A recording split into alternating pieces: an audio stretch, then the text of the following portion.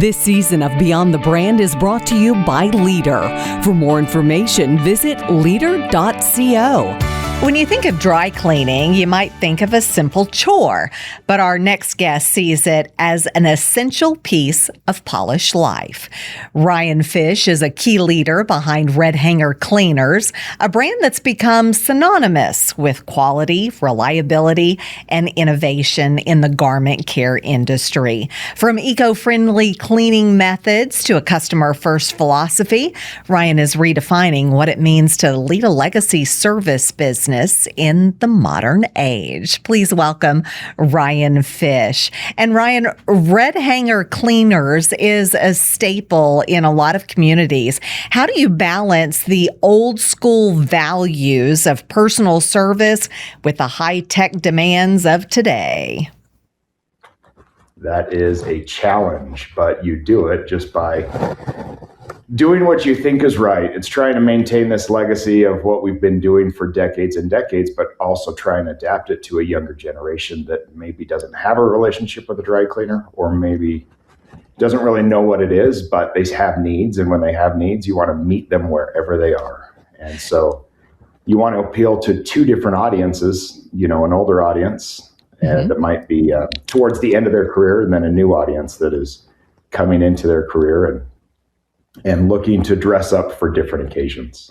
So Ryan, why is dry cleaning so important, in your opinion? Well, there's this basic thing that we talk about a lot in our industry and in our business, that when you look good, you feel good. And when you feel good, good things happen. I think it's understated how important our image is and how we present ourselves and how we feel about ourselves as we go out about our day. And so there's just, I dress up for important things. Some of our most important days we dress up for, like weddings and like funerals and different parties and different events, graduations and things. And so I'm going to argue, hey, if our most important days are when we're best dressed, why don't we dress up more? Would we have more important things happening?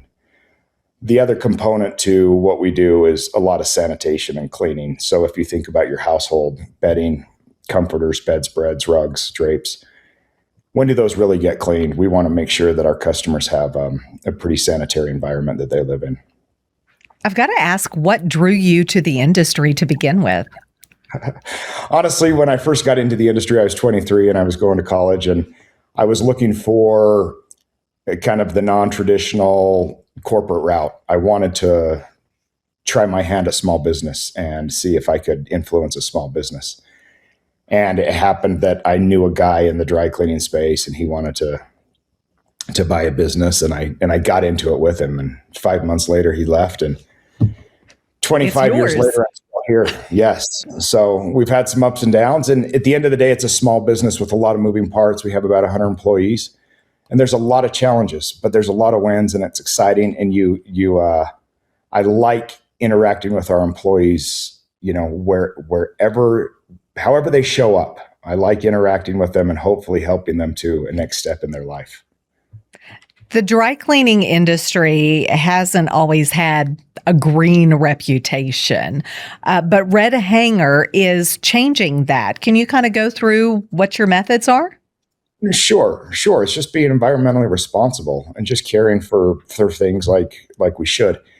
You're right. The industry has not had a great reputation. And honestly, 30, 40 years ago, we didn't know everything that we know today when it comes to disposing of our waste.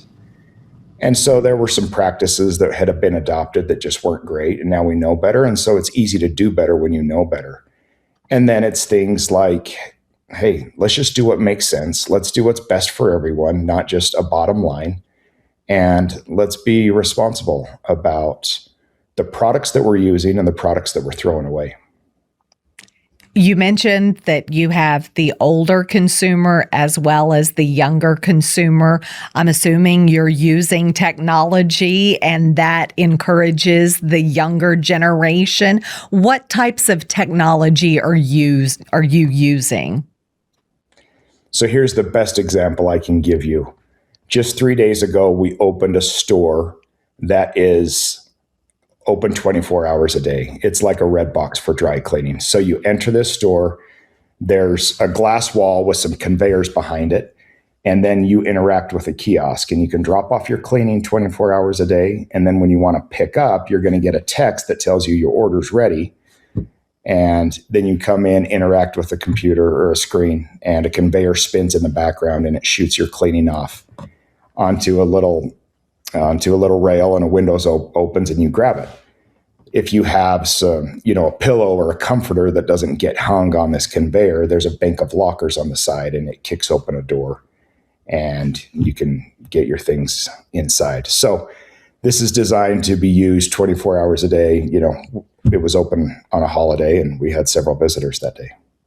So what's been the response? I know it's still early, but what do you foresee the response being long-term? The response is super interesting because there's some older people, or that older generation that I was referring to, who still want to walk in and interact with somebody, and they value a relationship, and they value FaceTime, and they value this dialogue that they've been used to for so many decades. But a younger generation that isn't as interested in that as much loves the convenience and loves to be able to do it whenever they want to do it. And the response in other markets that I communicate with consistently is amazing. And there are a lot of cleaners doing this and installing these kiosks, we call them, or mammoth stores. Is that the biggest change that we're seeing technology-wise in cleaners? Technology-wise, yes. On the production side, when it comes to cleaning the clothes and pressing the clothes, we have good equipment that is doing a good job pressing the clothes, but it is still a very manual process that requires a lot of human touch to get the clothes pressed really, really well. Do you foresee any changes in that in the future? Sure. There's talk about robots doing it. Right now, there's nothing great that's happening. The most advancements are taking place on folders. So machines that will fold clothes. I don't know if you've ever been in a laundry, like an industrial laundry, but towels and sheets are folded automatically. But to get a t-shirt and to get it to lay flat and then folded, and jeans, and then anything a little bit more intricate is still challenging. And it's being done, but it's not being done amazingly well yet. Being an entrepreneur, I know you've probably faced some hurdles. What's the biggest hurdle that you've faced thus far, and what advice can you give to other entrepreneurs? So if you think back 6 years ago to COVID was brutal for our industry. Everything that we dress up for got shut down. That means work and school and weddings and funerals and parties and going out on the town. And our industry today has dropped by 25%. Really, 1 in 4 cleaners closed as a result of COVID. And so within 3 weeks, our revenue had been shut off. Like, we were down 70% within 3 weeks. And we had 23 stores at the time. We ended up closing 11 of them. And navigating that whole process was the biggest challenge that I've experienced so far. And I wasn't alone. There were many others in my same situation. The East Coast cleaners were hit harder, and the COVID ramifications lasted longer. The thing that I learned about that is mindset and the challenges that we face, and how to navigate them with the right mindset.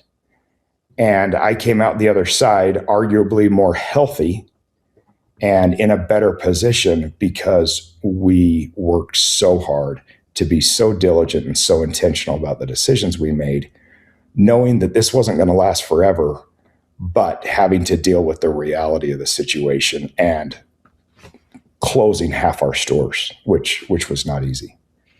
But that hurdle made you stronger, it sounds like. Absolutely. Absolutely. I look back and I think I'm a different person because of it. I'm a stronger person. I'm a better leader. I understand my employees better. They were able to watch my partner and I struggle through something hard, and this respect they gained for us was interesting because we were forced to make some tough decisions. But what we did was put the employees first. And we communicated to everybody else that we might have had an obligation to that the employees came first. And that built a lot of goodwill with our employees. So where can folks find you online? We have our simple website, redhanger.com, and we're building a social media presence that'll be forthcoming. All right. Look forward to it. Ryan Fish of Red Hanger Cleaners, thanks so much for joining us today.